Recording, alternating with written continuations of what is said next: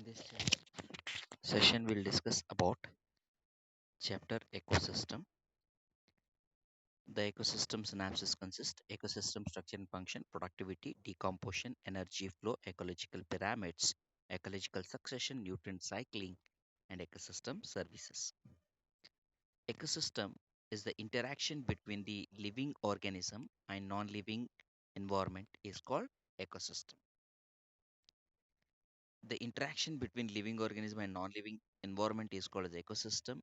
Ecosystem varies greatly in size from a small pond to a large forest or a sea. Many ecologists regard the entire biosphere as a global ecosystem, as a composite of all local ecosystem on Earth. Since this system is too much big and complex to be studied at one time, it is convenient to divide it into two basic categories, namely the terrestrial and aquatic. Forest, grassland, desert are some examples of terrestrial ecosystems.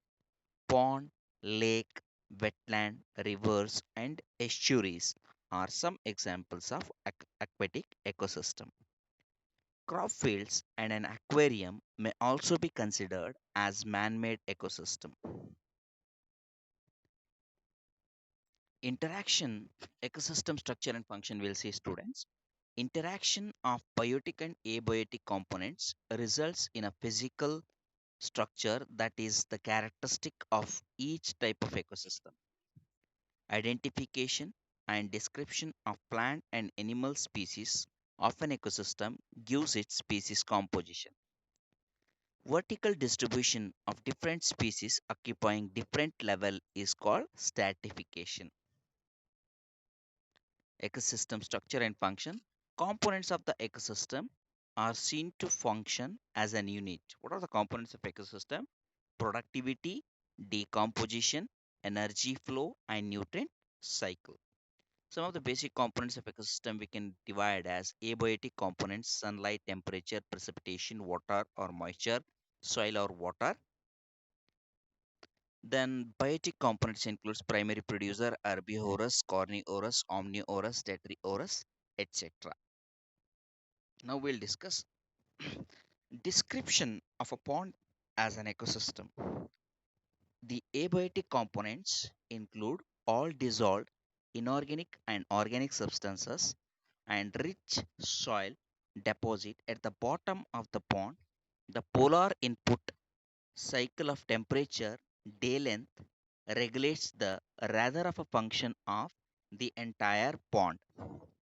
So here we can see the pond is divided basically based on the light, availability of light. This is benthic zone, limnatic zone, and littoral zone. The pond is getting organized as a decomposers at the base where they are primarily involved in decomposing a decayed organic matter, and phytoplanktons are the small photosynthetic organisms. Then phytoplanktons followed by the zooplanktons. Zooplanktons in turn feeded upon by the small fishes. Small fishes are in turn feeded upon by the large fishes. This is what the an ideal pond ecosystem looks. Description of pond ecosystem. The producer includes phytoplankton, some algae, and the floating submerged marginal plants found in edge of a pond. The consumers are represented by zooplankton, free swimming and bottom dwelling animals. And decomposers are the fungi, bacteria, especially abundant at the bottom of the pond. So in the picture, we can see the all different types of producers, consumers, decomposers existing in the picture. Basic events in terms of function in an ecosystem: conversion of inorganic into organic material by producer, consumption of the autotrophs by heterotrophs, decomposition and mineralization of a dead organic matter to release them back for reuse by the autotrophs. There is a unidirectional flow of energy towards the higher trophic levels and its dissipation and loss as a heat to the environment. These are the sample food chains where we can find. The trophic levels, primary producer in the grassland biome, what we have is a grass. Primary consumer is a grasshopper, whereas secondary consumer is a rat, tertiary consumer is a snake, and quaternary consumer is hawk. Whereas in a pond biome, we could see primary producer is a algae, primary consumer is a mosquito larva, secondary consumer is a dragonfly larva, tertiary consumer is a fish, quaternary consumer is a raccoon. And in an oceanic environment, primary producer is a phytoplankton, primary consumer is zooplankton, secondary consumer is a fish, tertiary consumer is a seal, and quaternary consumer is the shark. This is an example of a food web where we can find what is the food web. Sorry.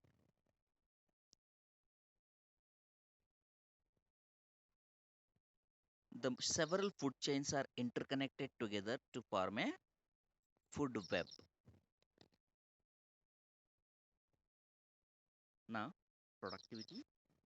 Primary productivity, the amount of biomass or organic matter produced per unit area over a time period by the plants during photosynthesis, what we call as primary productivity.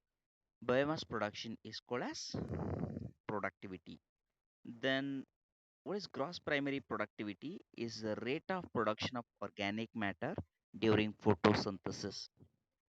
Net primary productivity, a considerable amount of energy is utilized by the plants in respiration.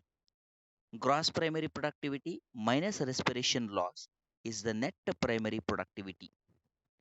Net primary productivity is the available biomass for the consumption of heterotrophs in a given time. So this can be calculated as NPP, that is net primary productivity, is equal to gross primary productivity minus respiration loss. Primary productivity depends on the plant species inhabiting at a particular area. It is also depend on a variety of environmental factors, availability of nutrients and photosynthetic capacity of plants. Therefore, it varies in different types of ecosystems.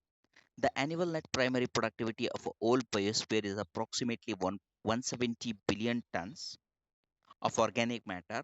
Of this, despite occupying about 70% of the surface, the productivity of ocean are only 55 billion tons. The rest of course, is on a land. The main reason is the availability of sunlight is continuous in a land when it is compared to the water. In water, the availability of sunlight is limited factor. Secondary productivity is defined as the rate of formation of new organic matter by the consumer is called as secondary productivity. The amount of chemical energy in consumer food that is converted to their own new biomass during a given time period is called the secondary production of the ecosystem. Consider the transfer of organic matter from the producer to the herbivorous, the primary consumers. In most ecosystems, the herbivorous manage to eat only a small fraction of the plant material produced, and they cannot digest all the plant material that they do eat, as anyone who has walked through a dairy farm will attest. Thus, much of the primary production is not used by the consumer. Let us analyze this process of an energy transfer more closely.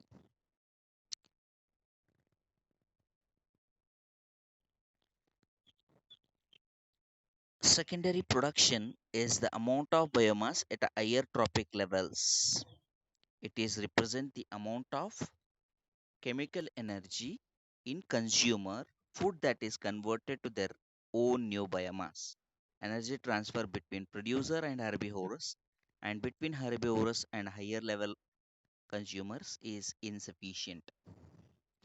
The next component of the ecosystem is decomposition.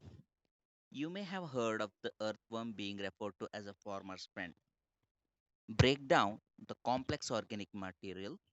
Losing of the soil helps Loosening of the soil helps in aeration and entry of root. The decomposers break down complex organic matter into inorganic substances like carbon dioxide, water, and nutrients called decomposition. Dead plant remains such as the leaves, bark, flower, and dead remains of animals, including fecal matter, constitute the detritus. The process of decomposition completed in the following steps. First step is fragmentation, where it involves breakdown of detritus into smaller particles by detritus ore like earthworm. Leaching is the next step, where water soluble inorganic nutrients go down into the soil origin and get precipitated as unavailable salts. Third step is catabolism. Bacterial and fungal enzymes degrade detritus into simple inorganic substances. Catabolism is followed by humification, accounts for the accumulation of dark colored amorphous substance called humus. The fertility of soil depends upon the humus. Then, after the humification, what we have is the highly resistance. Humus is highly resistant to microbial action, undergoes decomposition at an extremely slow rate. Being colloidal in nature, it serves as a reservoir for nutrients. Then next step in a decomposition is mineralization. The humus is further degraded by the some microbe uh, s- release of microbes and release of inorganic nutrient occur. Factors affect rate of decomposition. This is important concept. Decomposition is largely an oxygen requiring process. Detritus rich in chitin and lignin as a slow rate of decomposition. Detritus rich in nitrogen and water soluble substance like sugar as a faster decomposition. Temperature and soil moisture are most important climatic factor that regulate decomposition. Warm and moist environment favor decomposition, whereas low temperature, dryness, and aerobiosis inhibit the process of decomposition. Now we'll move to the next, that is flow of energy in the ecosystem. Except for a deep sea hydrothermal ecosystem, sun is the only source of energy for all ecosystems on Earth. Less than 50% of incident solar radiation is photosynthetically active radiation. Plants capture 2 to 10% of photosynthetically active radiation and used in photosynthesis. So what is PAR? PAR nothing but photosynthetically active radiation. So out of the less than 50% of incident solar radiation, only 50% of the solar radiation where it reaches Earth. In that 50%, in turn, plants capture only 2 to 10% of the photosynthetically active radiation, and that is used in the photosynthesis. All organisms depend on the producers either directly or indirectly for the food and nourishment. So here you can find the the photosynthetically active radiation will comes under the in a visible spectrum of light in the spectrum of light around 400 nanometer to 700 nanometer light that plants use for photosynthesis. So out of this 50% which it reaches, that is in the 400 to 700 nanometer, the plants were capture only 2 to 10% of photosynthetic light. Energy flow in ecosystem. Energy flow in the ecosystem is unidirectional. This is most important point because energy will be flowing in a only one direction. That is a universal law where that is energy transfer from producer to consumer. Biological energy transfer is unidirectional in nature, where energy always going to be transferred from producer to consumer. Energy transfer is not absolute and spontaneous. We know that absolute amount of energy will be not transferred and it is not going to be spontaneously transferred. Unless energy is degraded, it cannot be transferred. This is the most important point. Energy transfer is not absolute and spontaneous. Unless energy is degraded, it cannot be transferred. When energy transferred from one tropic level to another, lot of energy is lost in the form of heat to the environment. So energy when it is transferred from one tropic level to another. What is a tropic level? The group of organisms where they have a common food habit. Such group of organisms togetherly what we call the tropic levels. What are the tropic levels we can have? Like producers, primary consumers, secondary consumer, tertiary consumers. What we call them as the tropic levels. Only 10% of the energy will be transferred from one tropic level to another tropic level. This is what we call it as the 10% law. Example here, what we can have is primary producer, the first tropic level, where what we have is phytoplankton, grass, trees. Primary consumer, second tropic level, or what we call it as RBO. Examples are zooplankton, grasshopper, and cow. Secondary consumer, third tropic level, carnivore in nature. Example, birds, fishes, wolf. Tertiary consumer, fourth tropic level, top carnivore, what we call man and lion. Ecosystem, energy flow, and the tropic levels we can study here. The first what we have is the tropic level, an ideal pyramid. So energy flow, only 10% of energy you can find here in the energy flow and tropic levels. Only 10% of energy is transferring from producer to primary consumer to secondary consumer to tertiary consumer, or top carnivore, what we call. Say if the plant produces 1000 kilocalories, it will no 10,000 kilocalories of energy. Only 1000 kilocalories of energy will reach up to the rabbit. From the 1000 calories of the energy biomass produced by the rabbit, only 100 kilocalories is going to reach to the snake. And from the 100 kilocalories where it is biomass produced by the snake, only 10 kilocalories is going to reach the eagle. So this is what we call it as 10% law. So always energy from one tropic level to the next tropic level is transferred, only 10% of the energy. Energy flow is grazing food chain. It extends from producers through herbivore to carnivore. It extends from producers through herbivore to carnivore. Detritus food chain begins with the dead organic matter and pass through the detritus feeding organism in soil to organism feeding on detritus feeders. In aquatic ecosystem, grazing food chain is the major conduct of energy. So one common food chain what we can see is the most basic type of food chain, the grass. This is grazing food chain. Grass is a producer, goat is a primary consumer, and man is the secondary consumer. Energy flow in a terrestrial ecosystem, as much larger fraction of energy flow through detritus food chain than through the grazing food chain.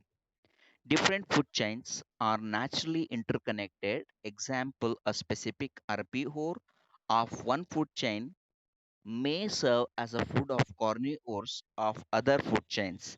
Such interconnected matrix of food chain is called food web. So this is again what we can have the energy flow. It takes place in a nature with the different tropic levels. So tropic level, a group of organism irrespective of their size having some same source of energy or similar food habit constitute the tropic level. Standing crop, each tropic level has a certain mass of living material at a particular time called as the standing crop. What is standing crop? The amount of biomass or a living material available in a given area, what we call it as standing crop. The standing crop is measured as the mass of living organisms or biomass, the number in a unit area. The number of tropic levels in a food chain is restricted by 10% flow of energy. Less amount of energy available to the last tropic level. The number of tropic levels in a food chain is restricted by 10% flow of energy. Less amount, because the number of tropic levels are limited in a given ecosystem. This is mainly because the 10% of energy is going to be transferred from one tropic level to another tropic level. As the number of trophic level increases, the higher trophic levels will receive very least amount of energy where it is not possible for them to survive by using that much less amount of energy.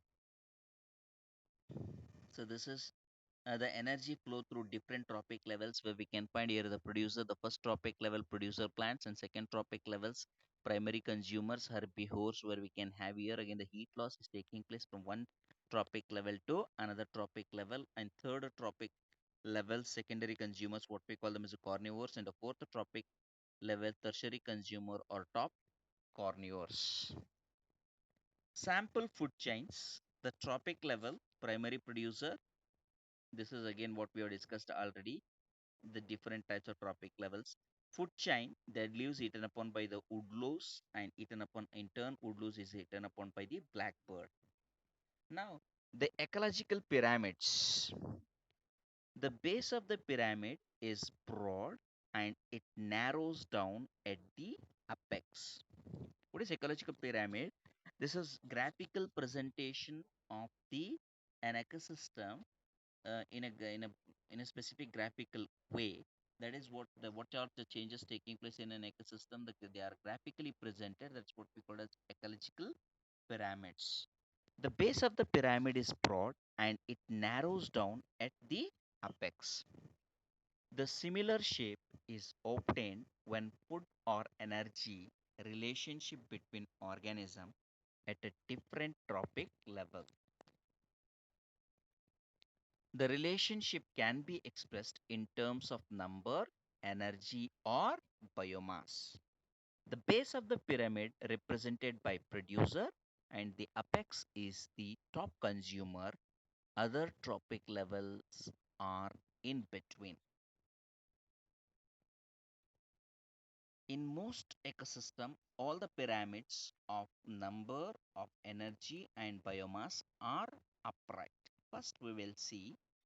So that means if the producer at the base and the top consumers at the apex. This is the most common in both the pyramids of number or energy or biomass. So that's why we call it the upright in nature pyramid will be. Now we'll see first an example of pyramid of number. The pyramid of number in a tree ecosystem. So pyramid of number, what we have in general in a grassland ecosystem is it is upright where we can have the pyramid of numbers in a grassland ecosystem. Only three top carnivores are supported in an ecosystem based on production of nearly 6 million plants. So if you find primary producers, how many are there? Around 58 lakhs 42,000 plants will be present as the primary producer. On that, the primary consumers will be around 7 lakh 80,000. On the 7 lakh 80,000 primary consumers, the secondary consumers are 3 lakh 54,000. And by using the 3 lakh 54,000 secondary consumers, the number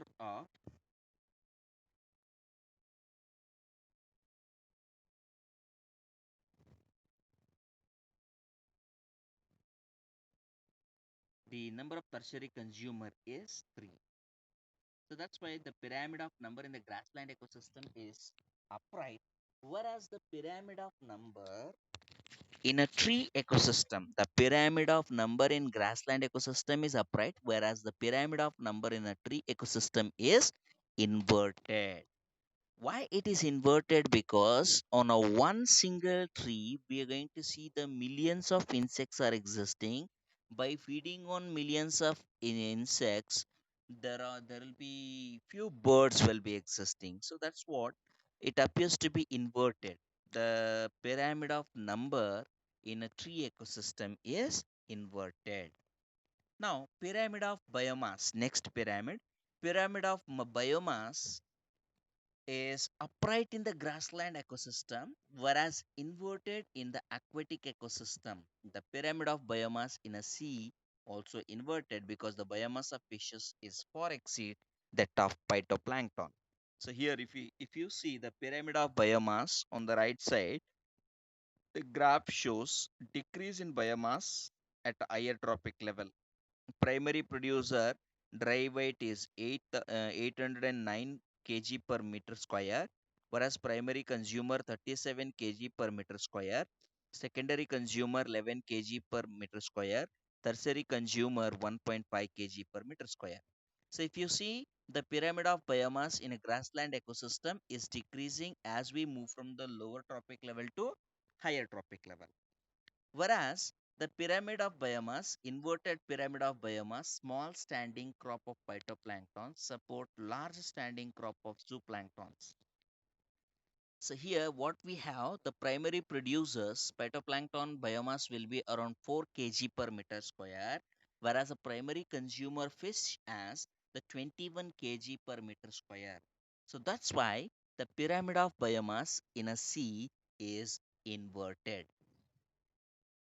Now, this is what we can see, the pyramid of biomass in the grassland ecosystem where it is showing upright, whereas the pyramid of biomass in the aquatic ecosystem where the producers are phytoplanktons, then followed by herbivorous small fishes and carnivorous large fishes. The biomass goes on increasing from the lowest trophic level to highest trophic level. So the pyramid of biomass in aquatic ecosystem is inverted. Now, the pyramid of energy is always upright, can never be inverted, because when energy flows from particular trophic level to the next, some energy is always lost as heat at each step. Already we have studied about 10% law, that always the 10% of energy will be transferred from one trophic level to another trophic level. For example, primary producer is like in a sunlight 10 lakh joules of sunlight.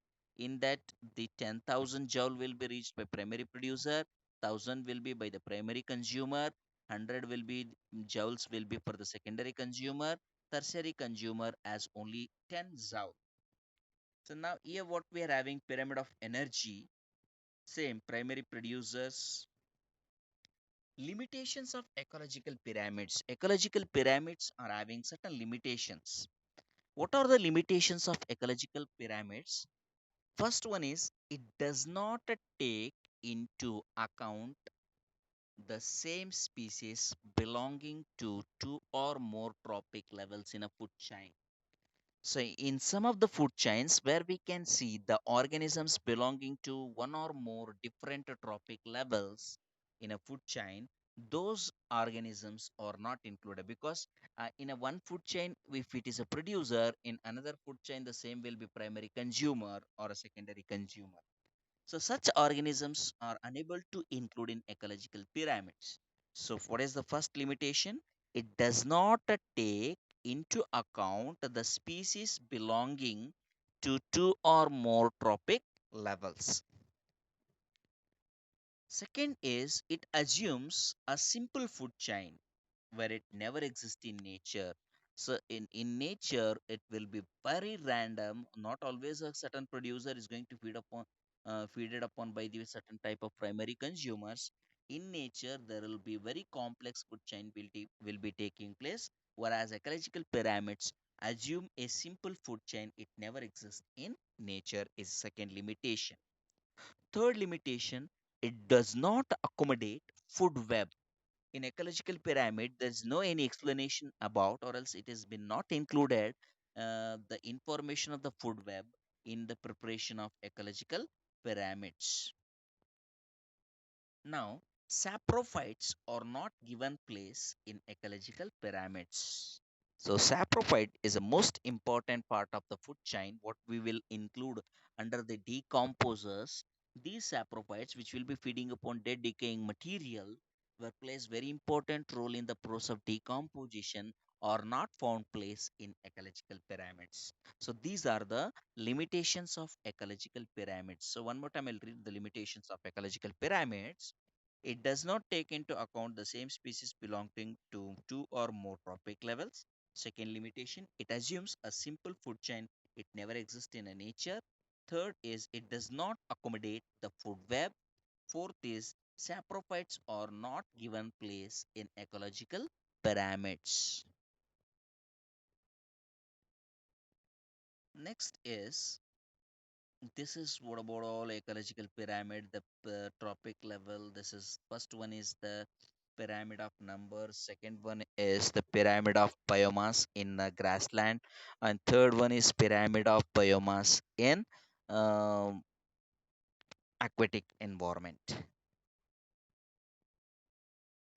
Now we'll move to the next concept in this chapter, what we call it as ecological succession. The gradual and fairly predictable change in the species composition of a given area is called ecological succession. Composition and structure of the community constantly change in response to changing environmental conditions. This change is orderly and sequential and parallel with changes in physical environment. All the changes leads finally to a community that is in equilibrium with the environment, and it is called as climax community. Ecological section is basically divided into primary succession, secondary succession, what we can find. Now, during succession, some species colonize an area and their populations become more numerous, whereas populations of the other species decline and even disappear. The entire sequence of communities that successively change in a given area are called sere.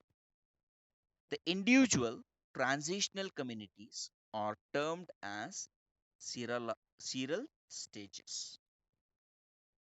The entire sequence of communities that successively change in a given area are called serae. The individual transitional communities are termed as seral stages.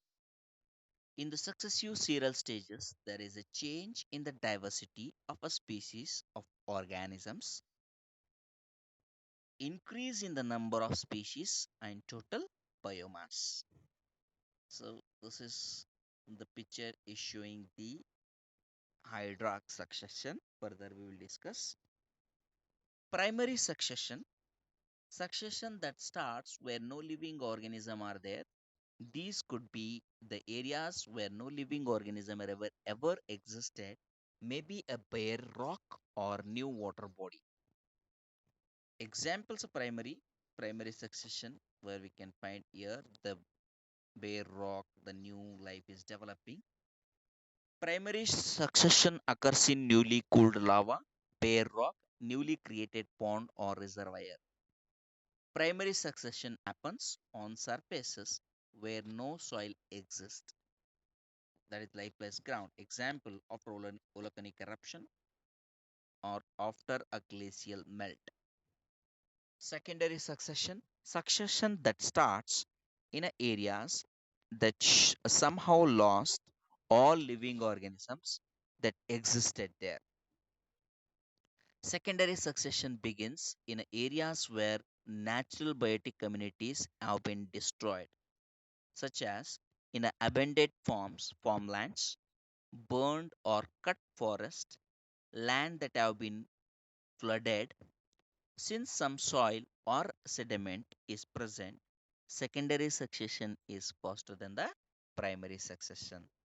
In a ecological succession, soil formation itself will take thousands of years, whereas the primary succession involves it will take more time in the formation of soil and then the life will appear. Whereas in the secondary ecological succession will takes place in an area where already soil is existing, life was existing, but it has been destroyed by some of the anthropogenic or natural activities. That's why the secondary succession is faster when it is compared to the primary ecological succession. Succession in plants based on the nature of habitat, whether it is water or it is on a very dry areas, succession of plant is called succession of plant is called hydrarch or xerarch. Hydrarch succession takes place in water areas and the successional series progress from hydric to mesic condition. Xerarch succession takes place in dry areas and the series progress from xeric to mesic condition. Both hydrarch and xerarch succession lead to medium water condition, that is mesic, neither too dry or not too wet. Now we'll see the first xerarch succession in a bare rock. The species that invade bare area are called pioneer species. In primary succession on a bare rock, the pioneer species is lichen. Lichen secretes acid to dissolve a rock, helping in weathering of and soil formation. Can see in the pictures the lichen formation on a bare rocks. The little soil leads to the growth of bryophytes. The next step, what we call in the ecological succession, the next sear, what we can say mosses. The mosses speed up the process of soil accumulation by trapping wind blown particles. Lichen moss carpet provides suitable substratum for the germination of seeds of herbaceous plant. Gradually, more soil is accumulated and the herbaceous plant species make a way for the invasion of shrubs, followed by the climax community. It is dominated by the trees. Low growing moss plant trap moisture and prevent the soil erosion, you can find in the diagram. Now, hydrarch succession in aquatic environment. In a primary succession in water, the poinous species are phytoplanktons. So phytoplanktons are followed by zooplanktons, that is zooplanktons. And now what we have is submerged plant stage or rooted hydrophytes. From the rooted hydrophytes to submerged and free floating plant stage. Then from the free floating plant stage to reed swamp stage. Now from the reed swamp stage to marsh meadow stage. Shrub stage, trees. The climax again would be the forest. All the succession, whether taking place in water or on land, proceeds to similar climax community. That is the mesic condition. Now we'll move to the next. This is what you should know about your students. Hydroxylation is nothing but the in the water body is converted into mesic condition. The order of organism here, the pointer species is phytoplankton, followed by zooplanktons, then followed by the rooted hydrophytes, and then followed by the free floating plant stage, then followed by a reed swamp stage, and then followed by marsh meadow stage, then shrub stage, tree stage. The climax again would be here also the forest. Now we will see the last concept in this chapter, that is nutrient cycling. Organism needs constant supply of nutrients to grow, reproduce and regulate various body functions. So all this, whatever the amount of nutrients such as carbon, nitrogen, phosphorus, calcium, etc., present in a soil at any given time is called a standing state. The amount of nutrients such as carbon, nitrogen, phosphorus, calcium, etc., present in a soil at a given state time is called as standing state. Nutrient cycling, the movement of nutrient elements through the various component of an ecosystem is called nutrient cycling. The movement of nutrient elements through the various component of an ecosystem is called nutrient cycling. Another name of nutrient cycling is biogeochemical cycle. Nutrient cycles are of two types: gaseous cycle and sedimentary cycle. So why we call it the biogeochemical cycle? Because the nutrient cycling involves the biological process, geological process and chemical process. Basically, nutrient cycles are of two types: gaseous cycle and sedimentary cycle.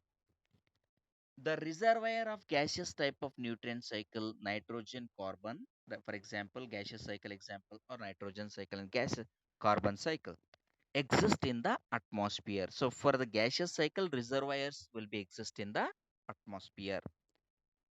The reservoir for sedimentary cycle, such as the sedimentary cycle example or sulfur and phosphorus, will be exist in earth crust. Environmental factors like soil, moisture, pH, temperature regulate the rate of release of nutrient into the atmosphere. The function of the reservoir is to meet the deficit which occurs due to imbalance in the rate of influx and efflux. So the function of reservoir is to meet the deficit which occurs due to the imbalance in the rate of influx that is entering into the reservoir or efflux that is exiting or moving out of the nutrients moving out of the reservoirs. Now, carbon constitutes 49% of dry weight of organisms. Out of total global carbon, 71% of carbon found dissolved in the ocean, about 1% in the atmosphere. 4 into 10 to the power of 13 kg of carbon is fixed in the biosphere by photosynthesis every year. So this is a simple carbon cycle where it exists in a nature where we can find the various routes. The carbon's calcareous sediments decay and releases carbon dioxide into the water. Photosynthesis and aquatic food chain will be taking place. Planktons are fixing carbon dioxide here again. Okay, what we have is the fixation on one side, respiration and decomposition fixing. Photosynthesis in the terrestrial food chain is fixing. Burning of forest, fuel wood and organic debris is taking place. The most common type of carbon cycle. Large amount of carbon are returned to the atmosphere as a CO2 through respiration of producers and consumers. Decomposers also return CO2 to reservoir during decomposition process. Some amount of carbon is lost to sediments and removed from circulation. So decomposers also return CO2 to reservoir during decomposition process. Some amount of carbon is lost to sediments and removed from circulation. Burning of wood, forest fire, and combustion of organic matter, fossil fuel, or volcanic activities are additional sources of releasing CO2 to atmosphere. Influence of human activity on a carbon cycle, rapid deforestation, massive burning of fossil fuel for energy and transport increase the rate of release of CO2 into the atmosphere. Now we'll move to the next cycle called ecosystem, in that the phosphorus cycle. Phosphorus cycle, what we call it as sedimented cycle, or what there are two types of cycles basically, sedimentary and gaseous. Thus phosphorus cycle belong to sedimentary. Phosphorus is a major constituent of biological membranes, nucleic acids, cellular energy transfer system, that is ATP. Animals need phosphorus to make shell, bones, and teeth.